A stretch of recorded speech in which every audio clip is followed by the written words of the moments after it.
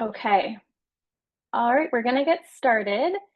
Hello, everyone, and welcome to the Italian Innovation through Design and Communication Milan, Italy Global Seminar for Summer 2026. Today's information session will go over the program specifics. We'll give out a few reminders, and then you'll hear directly from the faculty about the program. Just to let you know, we are recording today's session, so it will only be shared with the students who are registered for the session. If you're not able to stay the full hour, you will receive that recording within 1 to 2 weeks. Okay, so I'm just going to jump into a few quick reminders and then I'll pass it over to the faculty leaders. Just as a reminder, make sure to watch our general information session if you haven't already. I included that link in our reminder email this morning, but that will go over more specifics on how to apply for the program, how to apply for scholarships, what financial aid is available. So that's a really helpful information session to watch before you apply to any of our global seminars. And then as a reminder, our applications will open this Saturday, November 1st, and the application period is until March 1st or until the program fills. It is a first come, first serve basis, so once you apply, your spot is reserved on the program. And then please make sure to review our cancellation policies and withdrawal deadlines if you haven't already. On the right-hand side, you'll see our website. We do have a how to apply page that I recommend reviewing. It includes the application checklist, as well as any reminders before applying to a program on what you should review and what documents you can prepare now. All right, so jumping into a few program specifics about Milan. So this will be a 5-week program during summer session 1. It takes place from Saturday, June 27th, which is when you'll arrive, and then you'll depart on Friday, July 31st of next year. There are 15 to 28 students on our global seminar programs, and for the housing on this program, you'll be placed in a residence hall. You'll each have your own single room with your own private bathroom, which is wonderful, and you will have access to shared kitchen facilities throughout the program. There is a meal plan included, which is not the case for most global seminars, so this is a great benefit of the Milan program. It's Monday through Friday in your residence hall, and you get breakfast and dinner. And then Saturday through Sunday, you get breakfast, lunch, and dinner. So all you need to budget for would be your lunches Monday through Friday. And then your classroom space. So classes will be held at a study center in Milan. We'll provide more details on that once it gets closer, but it'll be close to your residence hall. And then you'll also have transportation included. So you will be provided a local transportation pass that you can use throughout the program while you're in Milan. So now you might be wondering, okay, this sounds wonderful, but how much does this all cost? So I want to go into the program fee specifics. Basically, to break it down for you, there's 3 main buckets of program fees to consider. So the first is your summer session tuition and fees. This would be the same if you were to take summer classes on campus at UCSD. So that is $2,520. And then there is a separate program fee, and that is specific to each location. So for Milan, your program fees are going to be around $6,300. That final amount should be posted to the website by the end of this week. We're just confirming a few details, but that'll include your housing for the 5 weeks.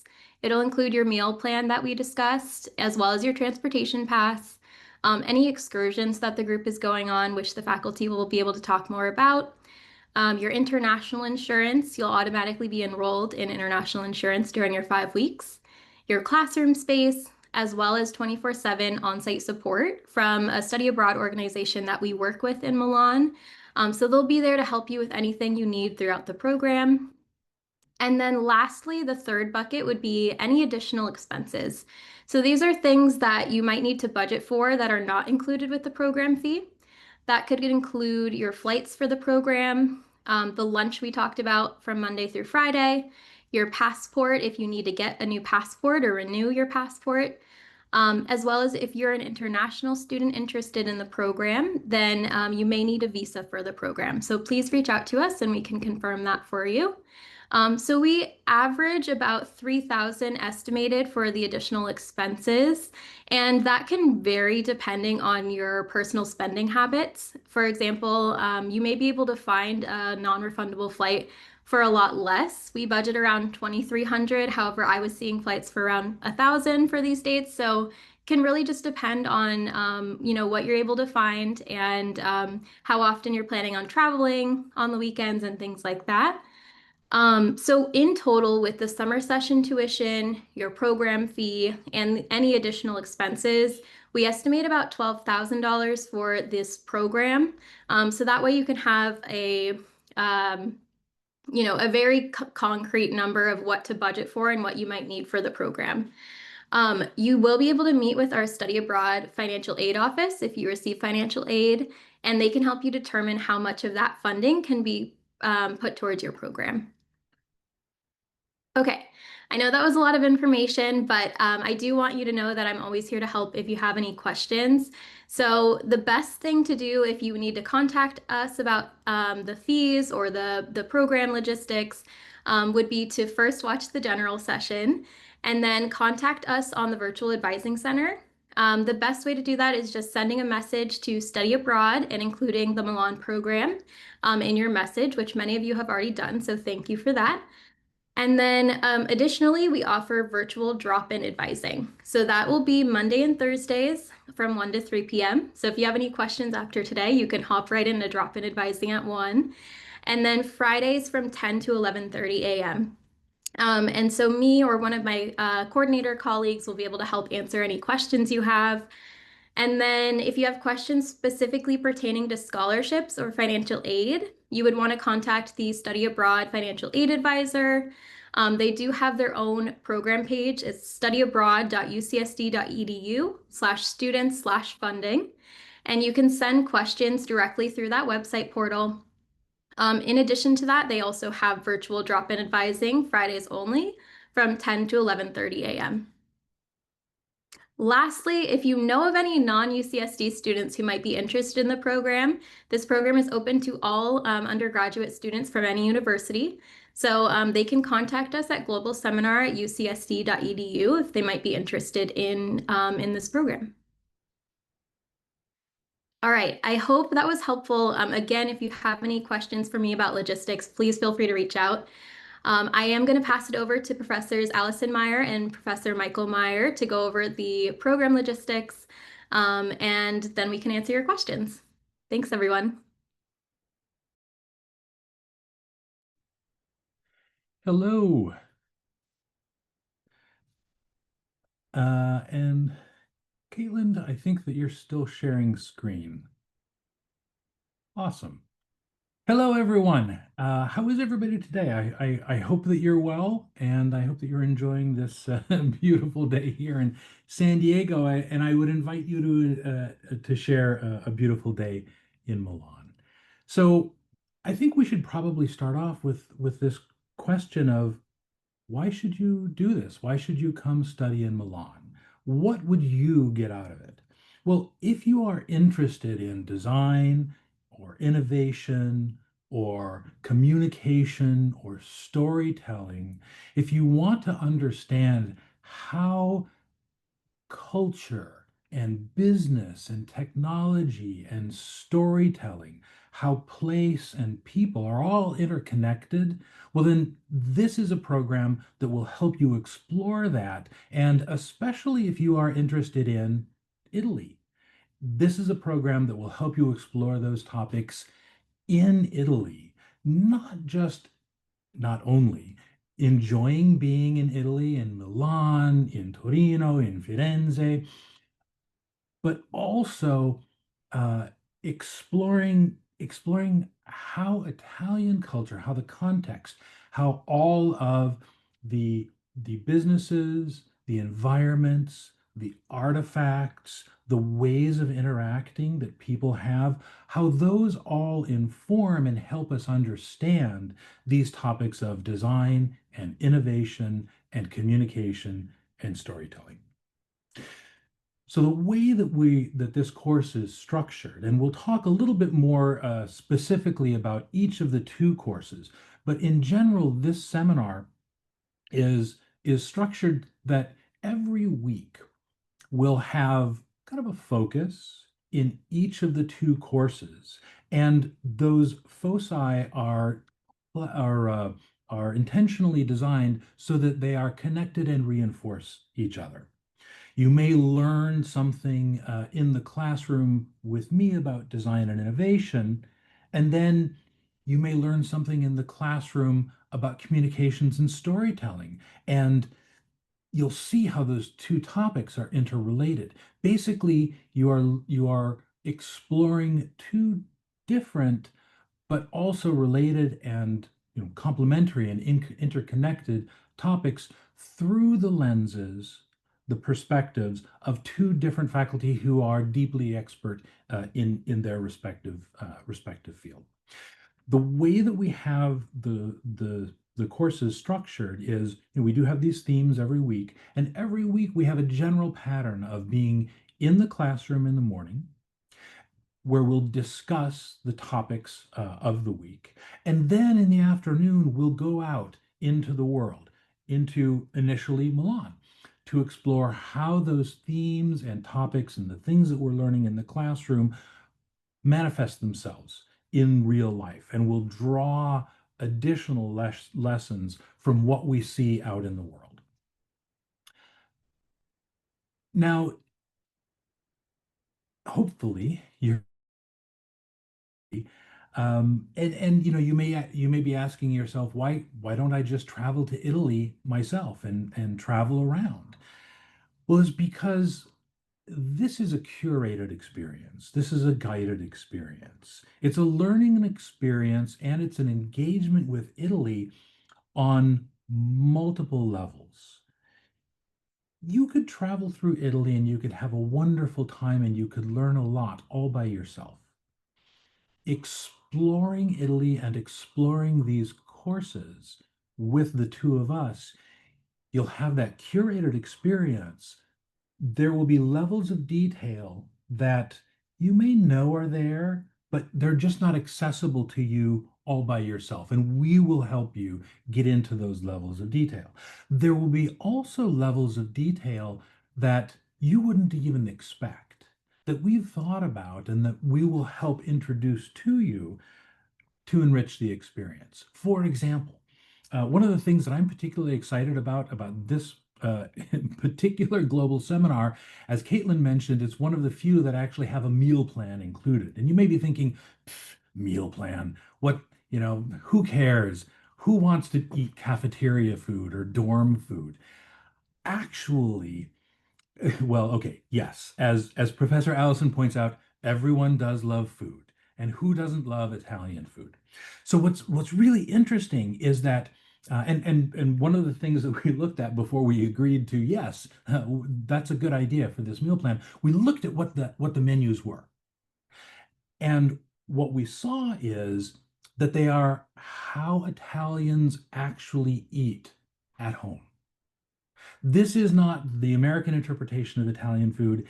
This is not Italians trying to imagine how Americans eat. This is the food that a school prepares for students who may be a little bit homesick and want to have that feeling of being back home. Now, I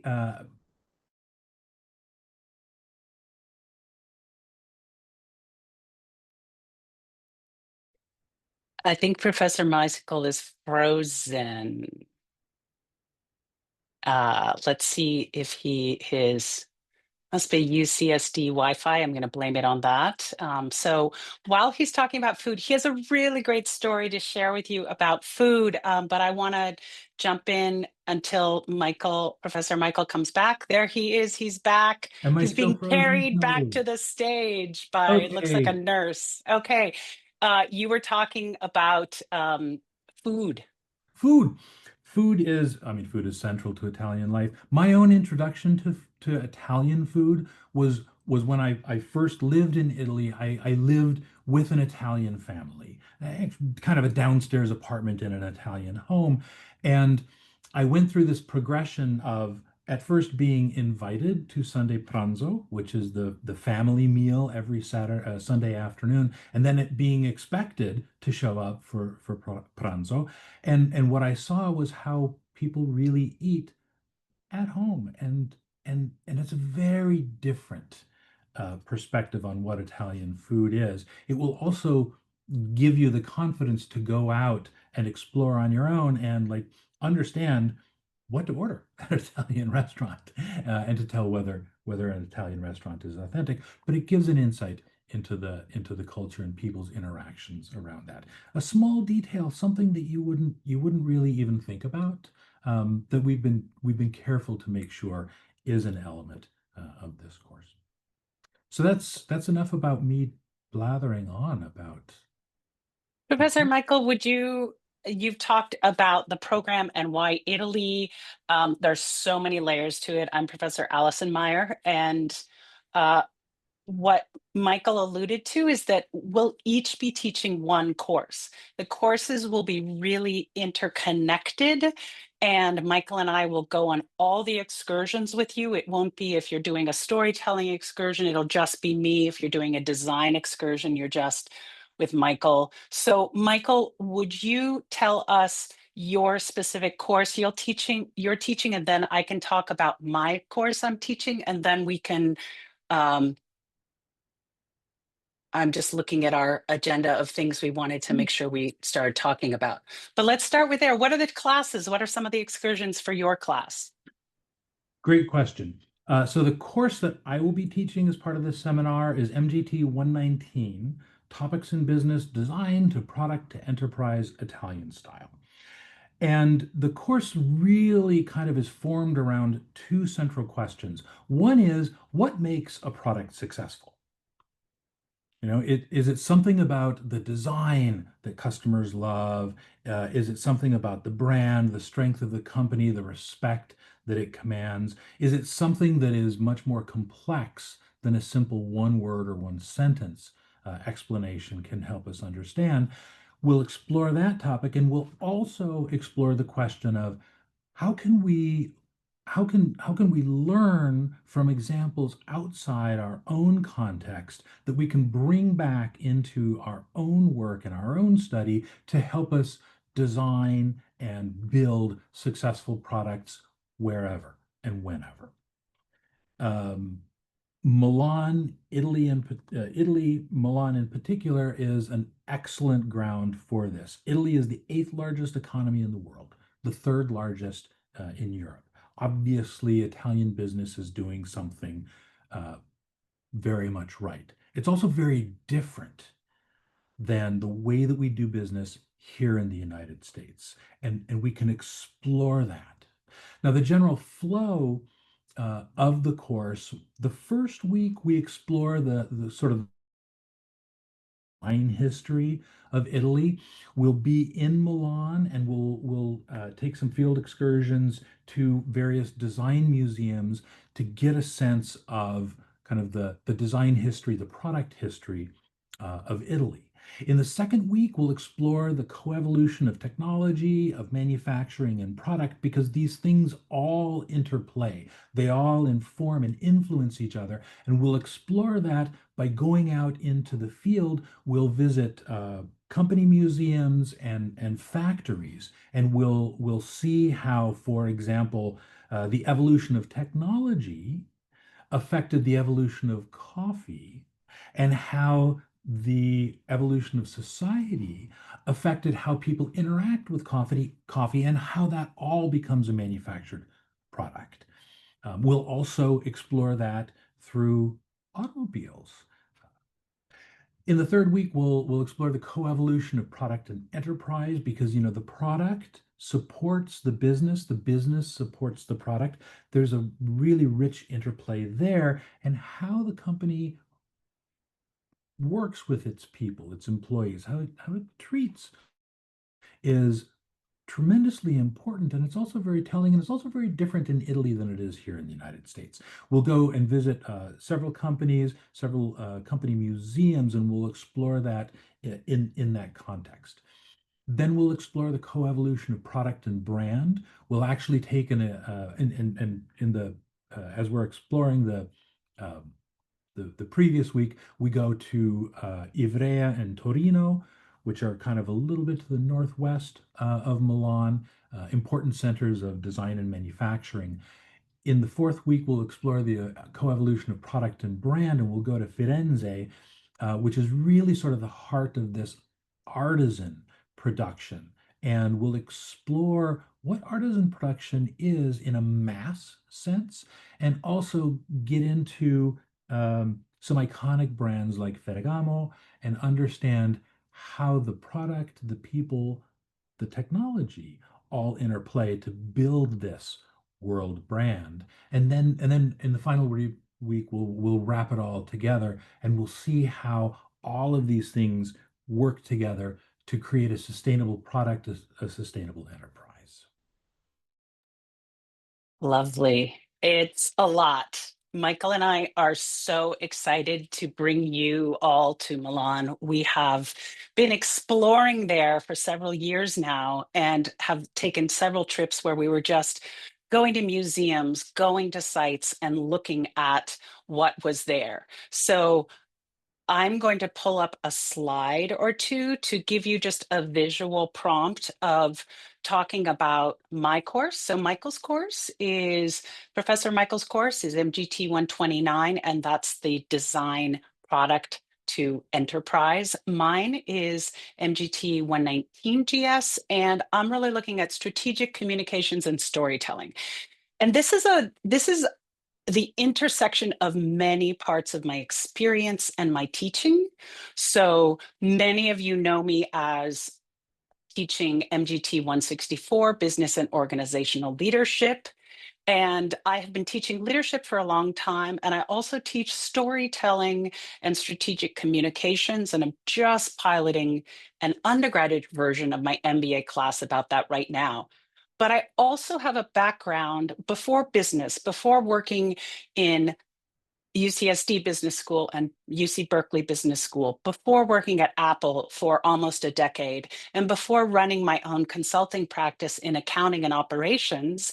I had much more of a right brain existence where for 10 years, I was working to be a musical theater singer actor. And my undergraduate degree is in art history.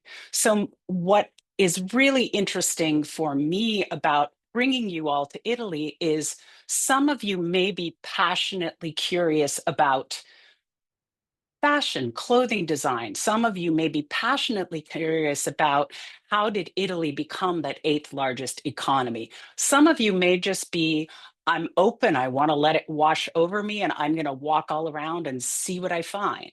So I'm excited to help you tailor that experience to you, but there's a few threads that I'm going to be playing with that we are working on. So essentially, there's 3 things we're going to do. First, we're going to look at narrative. What is narrative? Narrative is around us everywhere. We are using stories constantly. We are telling about ourselves. You can think of every influencer you see, they're telling a story. Every time you watch the news, there's a story. Democrat and Republican are telling 2 different stories about the same events. So we'll really look at exploring narrative, just as I do with students here in San Diego, but we'll use a lot of examples that are there from Italy. And Italy has a long history, thousands and thousands of years, record stories, art that we can use as tangible items to start our exploration of what is the story here and why are people telling that story. So that's bullet 1, exploring narrative through the context of a foreign country's culture and storytelling traditions and expressions to help us more deeply understand how narrative is everywhere and why it's so important to us as human beings. So the second bullet, I'll explain the other 2 bullets and then I'll explain the picture for you. So the second part is I'm a big believer in learning by doing. My 164 students know this. I have a lot of in-class exercises and I have students present in that class, even though it's not a presentations class. But we'll be really looking at your individual ability to find and design or curate and then actually tell the story. So if you're interested in working on your comfort with presenting your ideas or talking about yourself, talking about your work, this will be a fun opportunity because with the seminar, we're in such a small size that you'll really have a lot more opportunity to get comfortable with your classmates. And a lot of times, you know, we might just grab a coffee after class and talk. And so it's a very, there's a lot of opportunity both formally in class with telling stories, analyzing stories, giving presentations, drafting, structuring, designing presentations. And then informally, in the context of you are living with a group of new friends for 5 weeks in a different country. And then finally, the third thing you'll really be doing is I'll give you some shortcuts on how some great methods for combining. Every great presentation has a combination of really substantive facts and data blended with a narrative that really connects with the audience. So we'll talk about the mechanics there, and you'll have a final presentation that you'll do for us in class and for everyone about your experience. So let me end with a story before I give you the week by week, very briefly. So a couple years ago, Michael and I went to Milan in 2023, and the picture you see on the right here is alla Scala, Teatro alla Scala, the theater by the steps. And it's shorthand referred to as La Scala. And it is a very famous Italian opera house built in the 1820s. And you can sort of see there's these crazy boxes all the way up to the ceiling. And this is a photo we took from the box we were sitting in, sort of in the, I don't know, the third level. And we were seeing the opera Macbeth by Verdi. And Macbeth is the same story as the Shakespeare play Macbeth, and it's all about, it happens in Scotland, and there is a nobleman who gets told that he will become king one day, and he starts killing everyone who's between himself and the king, and he becomes king. And late in the opera, there is a time when the people rise up and they sing a song, Patria Oppressa, that our country is being oppressed. And the chorus sings this song talking about how they are being oppressed by the King Macbeth in Scotland. But at the time the play came out, Italy in 1847 was many different countries that were kept on being part of Austria or part of France, and then part of Austria, and then part of Sicily, and it was many different countries. It was not a unified country. So when they sang this song, what Verdi and the chorus are actually saying is, we long for a unification of our country. And so that story, and so in that moment, I got goosebumps listening to this. I hadn't known the story until that night.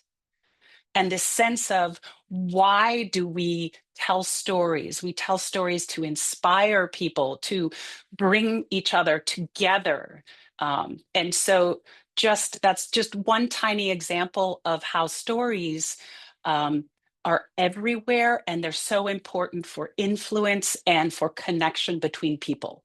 And so in week 5, we will indeed go inside this theater. We'll also go to their workshop and see how such a huge production happens.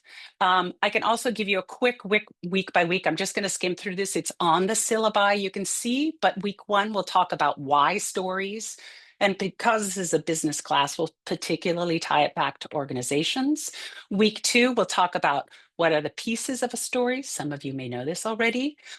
Week 3 will really, this is where it'll most tie in, I think, with the design courses. We'll really look at what kinds of stories do companies tell about their products, tell about themselves.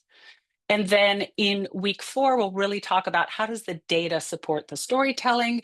And in week 5, we'll pull it all together with your global seminar stories. So that's a lot of the storytelling class. Michael, did you want to provide any other detail? Michael looks like a black box to me. Is that Caitlin? Does he look like a black box to you? Yes. Michael, your video might be blocking you out. Curiouser, curiouser. So let's see. There you are. Hello. Here I Yeah. am. So Hello.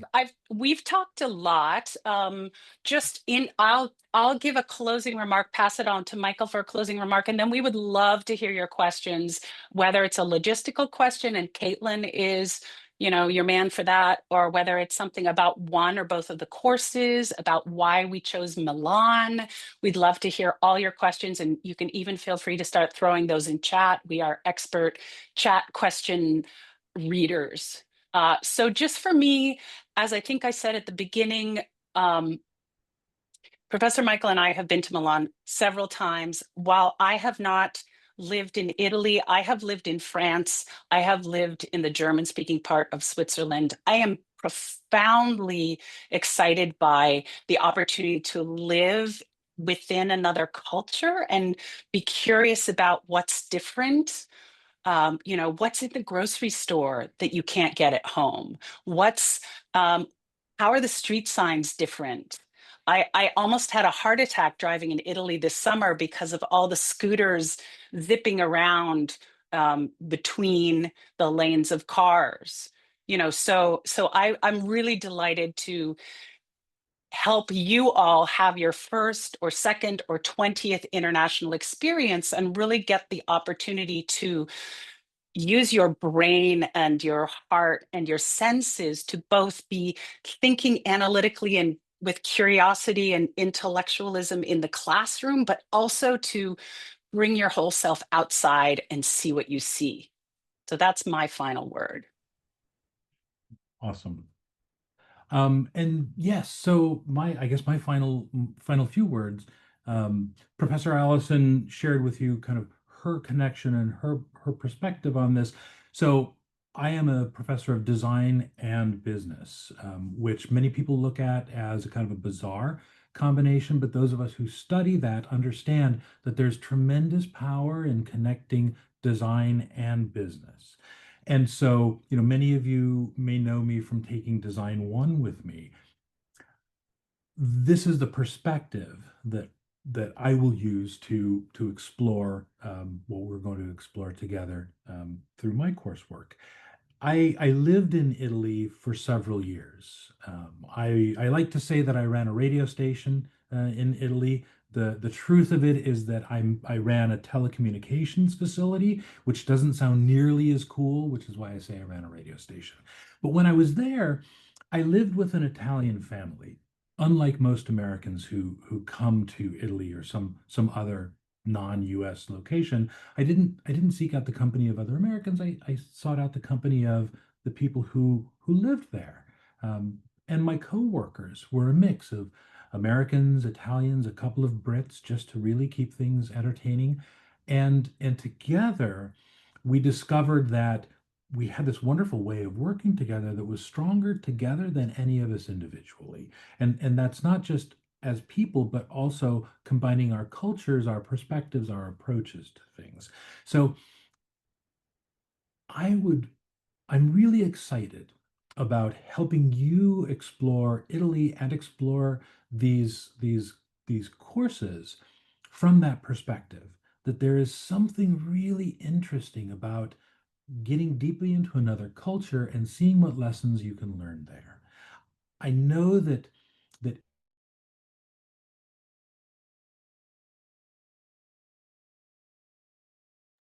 I love it. And the murderer is, and then he freezes. He will come back. Oh, technology, it's something we all live with. All right. Well, while we are waiting for Michael to come back, Caitlin, I'm just going to jump in and put my teacher hat on because I see the chat is Yes. starting to pop. I just want to let you all know that we are, Antonio, we'll hear from Antonio first, and then we have a question from Matthew in chat. And I just want to remind you all, because we're recording, we will read out all the questions so that the folks watching later will get them. And that means, and Michael, I'll bump it back to you in 1 sec so you can finish your sentence. So the murderer is, that some people in chat asked about, could they see the syllabi for the courses? And when you go to the Global Seminar site, there is a link on the page for this program that has links to the draft syllabi. And please note that a couple of the excursions have modified or changed due to logistical challenges. For example, I put the Luxottica factory, not the factory, but the space on there, and we've later found that that is a private space that we are not able to get access to. So in week 4, instead of Luxottica for the storytelling class, we will be going to, oh, I can't tell you. I'll tell you later. We'll try to update those. All right, Michael, final words, and then let's hear a question from Antonio, and then Matthew R in chat. Yes. So I think that I got cut off when I was saying that, here in the United States, we are taught a particular type of capitalism and how companies, products, and customers relate to each other. In Italy, in Europe in general, the approach is very different. The relationship is very different, and it is successful. And so I'm excited at the opportunity to explore that and ask ourselves, what of what we learn might we bring back to our own practice, to our own professional formation, to be even more successful, to enjoy our work and our lives even more.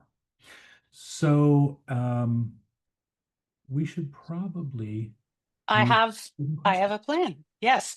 Antonio, you're up, and then Matthew R in chat, and then we'll hear from Isabella. So Antonio, welcome. Hello. Hi there. I had a quick question. So I'm born and raised in San Diego, and I've only headed out of the country to travel to Mexico, so I've never been to Europe. Is there like a big learning curve when it comes to traveling there, or is there like resources I should look into to be prepared, or is it just sort of Mm. you jump into it? Michael, you want to take that one? Sure. So as with any new experience, there is a learning curve. And part of our job is to help you up that learning curve, to help make that learning curve not quite as steep. And we do that in a few ways. So our experience while we are there in Milan and then traveling around Italy is to sort of facilitate you getting oriented and understanding how things are done. And that's also part of why we have this professional agency who is helping us with all of the logistics. We don't have to figure that stuff out for ourselves. The other thing, or the other element in this, is that as people enroll in the seminar, Professor Allison and I will have some preparation sessions where we'll introduce, what's it like being in Italy? What's it like being in Milan? What are some of the topics that we're going to be engaging with that may not be apparent to you at first thought, and that we have learned in our experience of living in Italy and Switzerland, traveling around broadly through Europe. So we'll share that with you. That's, thank you. That's good to hear. Thanks. Yeah, absolutely. That is part of the overwhelming, and like I no time for it now, but absolutely the learning curve on figuring out how to navigate is part of the stress and the fun. Thank you for that question, Antonio. Let's go to Matthew R, who asks, I'm a political science student. I've not taken many business classes. So would I face difficulty understanding the classes taught here, or are they more general? Great question, Matthew. I will say for the storytelling class, doesn't matter. Michael? Yes, and I would say for the design and innovation course, it similarly doesn't matter. And specifically, the course is structured, and I will be teaching it from the perspective that you don't have a business background. We will learn and explore some business concepts. if you don't know what economies of scope and economies of scale are, that's awesome because we're going to study that and then we're going to go into factories and companies and see what that actually means in actual practice. So this is an introductory, while these are upper division courses, for those specific concepts, we will be teaching them at a very introductory level. It's an undergraduate course. Yeah, absolutely. And you'll be able to also give us feedback and say, whew, a lot of information, and we can work with you on that. All right, Isabella, I see you have a question, and then after you, Anya. Hi, can you guys hear me? Yeah. Okay, perfect. Firstly, I just want to say thank you for hosting this info session. It's really informative and it really helps. Obviously you guys are very well versed in Italy and Italian culture, and I was just wondering more so a general question, if there's any like literature or media that you guys recommend we look into before this seminar that could help us kind of immerse ourselves early into the lessons. Oh gosh. I mean, where do we start? You can take it a lot of different ways. We will later in a couple months start giving some here's suggested things to explore. Like Michael and I both are reading a big, thick history of Italy, and we're both saying we will never give this to students because it's better for a paperweight than to learn about Italian history. But there are a lot of things you'll be able to do around, if you have Netflix, if you have YouTube, there are travel shows, there are, dig into a topic you're really curious about. Michael and I are really enjoying, the actor Stanley Tucci has a show about traveling through Italy and eating the food. That's always a door to culture for me. So we will have some recommendations, but you can look for news programs or podcasts about Italy. You can take a language app and learn a couple words of Italian. My dad was big on Google driving, and he would get on Google and he would drive around cities all over the world. He's like, oh, I was in San Francisco. Oh, I was in Rome today. So you've got all these free digital tools. So that could be a place to explore following your own curiosity. And certainly Professor Michael and I will give you a few tips and things. We also will make recommendations. One of my favorite tools is Google Translate on my phone. Italy is a country where some people speak English and some people don't. And you're more likely to find your way out of the parking garage if you can Google Translate the signs, speaking from personal experience. So I hope that helps. Does that work, Isabella? Yeah, that's great. Thank you so much.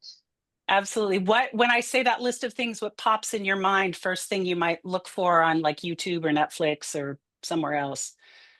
The Stanley Tucci sounds very intriguing, actually. I really enjoy his work. So I think I would really enjoy like the integration with food and culture, especially from him. So yeah. Yeah. It's just beautiful. And he loves the food so much. So it's really fun. Yeah, things like that. Thanks for the question. Anya, where are you? Hi. Hello. Can everybody hear me okay? Sorta. Oh, okay. I just had more of a logistical question because I know that a lot of students may be interested in joining this program, but I know the space is really limited. So I wanted to ask how that works. Like, is it merit based or is it purely first come, first serve? And is there any priority given to people whose like these classes can be applied to their major, or it's purely first come, first serve? Great question, Anya. It is first come, first serve, just based off of that. So essentially, as soon as you submit your application, your spot will be reserved on the program. And if you are not able to apply this weekend, you can always send me a message and ask what the enrollment numbers are looking like, and I can let you know how close it is to filling. Additionally, we usually send out a reminder to anyone who's started an application but has not yet submitted it if the program is close to filling, around like 5 to 10 spots left. Okay, sounds good. Thank you. You're welcome.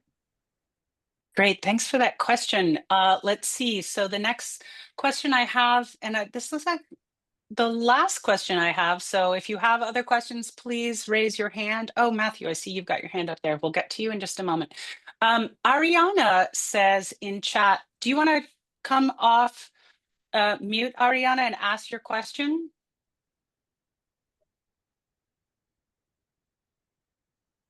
Hi, can you hear me? Hello. Yes. Hi, nice to meet you. And yeah, so for me, like I'm really interested in this program, especially going to Milan, and I'm an international business major, so I'm just wondering how will this program help me like secure internships or even like future career connections in Europe, since that is one of my goals is to work and live in Europe after graduating from UCSD. So like how would this program help me with that and like my career? I have an answer. Michael, you have an answer. Go ahead, Michael.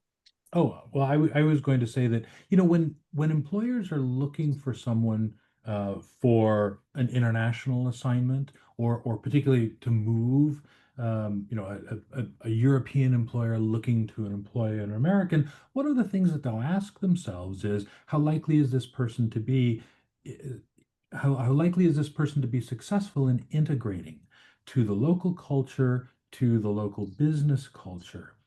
And while everybody understands that we may have, small experience, we may have to work on those skills and the language skills, and we are really mostly bringing the professional skills, having some uh, demonstrated history of being intellectually curious and culturally curious and having the courage to go out and explore and to be able to talk about the lessons that you learned as you were exploring and learning how to navigate that culture. These are the kinds of stories that help convey to a prospective employer that, I will put in the work to integrate to your business culture, to your local culture, and that I have an idea of what I need to do.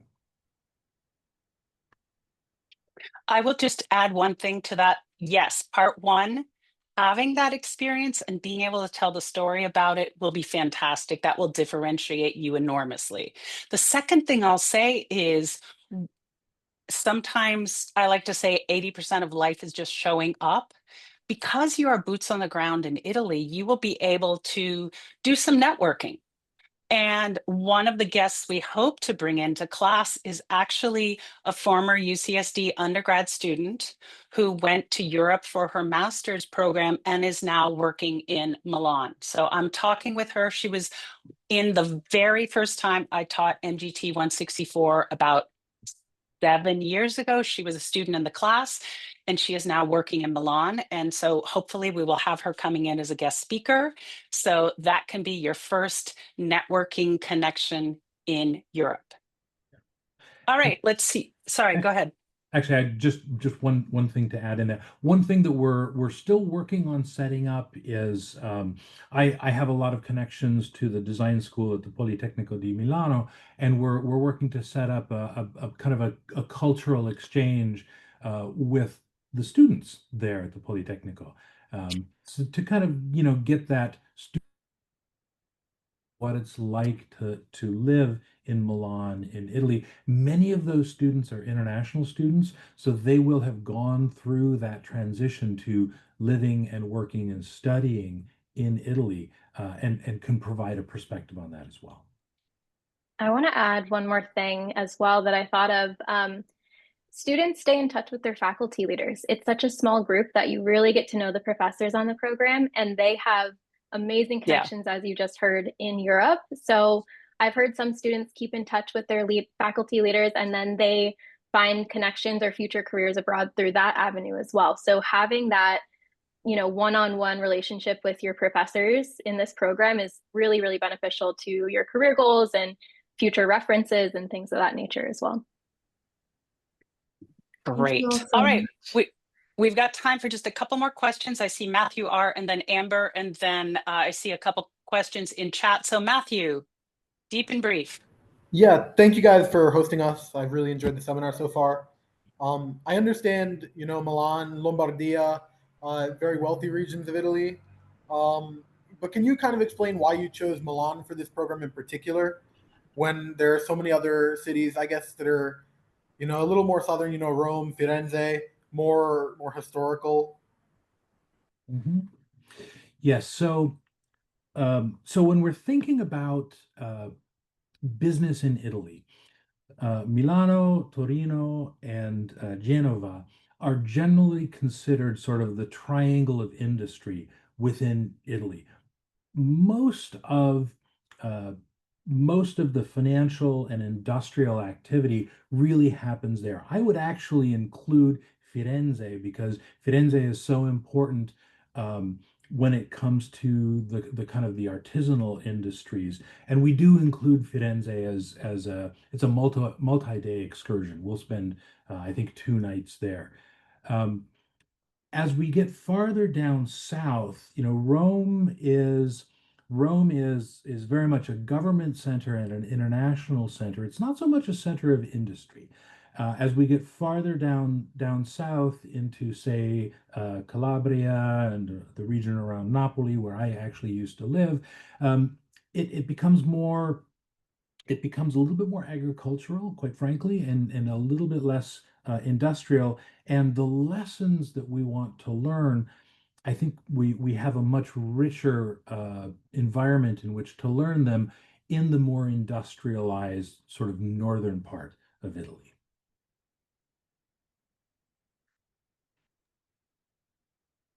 We Yeah. are at 12:55. Okay. So I'm I gonna, did want I'm, to. g- Oh can I yeah, go ahead, just, Allison. yeah, Amber's been waiting a really long time. Yes, And then there's a couple folks who had questions in chat, which I'm just going to read out and respond to really briefly. So Amber, what's your perfect. question? Hi, I was just wondering, really quickly that like from all of your guys' years of teaching the program, like what's your guys' favorite part about like teaching or like favorite part about like what you get to show us? I know for me, my favorite part is seeing people's um, courage and confidence about sharing stories grow. Usually in week 1 and 2, people are kind of, oh, I don't know if I want to talk. And then by the end, people are like, hey, Amber, you did that so well. I see how you improved from week 1, and this kind of helping each other see the growth. So it's the growth. That's what gets me most excited. And for me, I think the thing that is most satisfying to me is to hear the stories of students going on to be successful, building on what they've learned in coursework with us. A great example of that is actually just yesterday, I got an email from a student, one of my design students, who shared this website that she had redesigned, and I had been giving her a little advice along the way, and she did a phenomenal job with it. It was for a nonprofit up in Marin, and the people that she was working with were so happy. And you look at it and you can see how it's going to be so much more effective and helpful for the people that need to engage with it, and seeing students take what they've learned with us and apply it in the real world and be successful at that. For me, that's the most satisfying aspect. Yeah, great question, Amber. Thank you so much. Thank you. And I'd love to talk more, but I want to be respectful of people's time. I just want to 2 quick questions in chat. Carmen asks, based from past seminars, have you found the coursework to allow time for individual exploring? Great question. First, we want to set the expectation that these are each regular 4-unit courses. You will have the same kind of homework that you're going to post on Canvas. A lot of the class time will be activities exploring, like we'll go to a museum and then we'll give you an assignment while you're there. So that'll be like class time. But remember, for exploring, you have a lot of independence of where and when you eat, even though you can always return to your residence hall.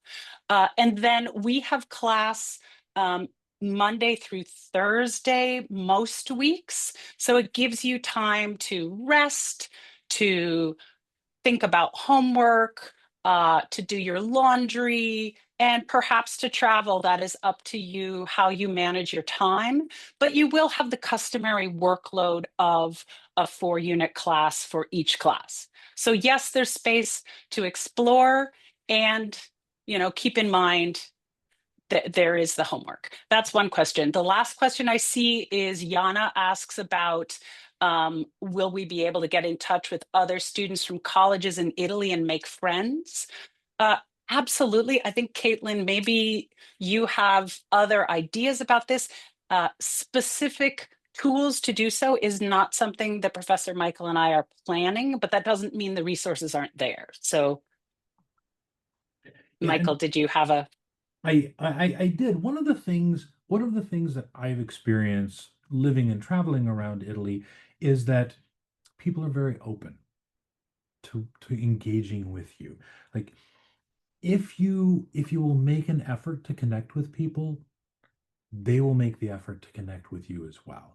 Even if your Italian is very small, very uncertain, or even non-existent, people will sit and talk with you. And I've experienced that over and over and over again. It is very much a kind of a welcoming culture, um, and you really do sort of get out of it what you put into it.